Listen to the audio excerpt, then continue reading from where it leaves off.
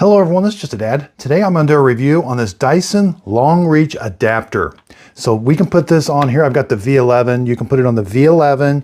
I got it also on the V15. You can put it on the end of here or you can put it down here, and I'm going to demonstrate how it works. So let's go over this Dyson long reach adapter tool. So this is really cool if you want to vacuum under your bed or something. We can put it either way. I was just trying to figure out which way. You can put it right at the vacuum. You're going to snap it in, snap this on. Now we've got this joint here. Press this button here. Now I can vacuum underneath my bed if I need to, underneath a couch, whatever I need to do.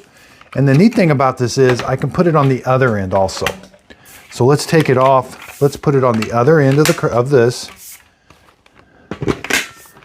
Now let's say I want to do some dusting really high up. You know, say I want to do some like that. I can put it like that. I can do some dusting, turn it over, get wherever I need to get on top of a big shelf or something. So that's a pretty neat tool.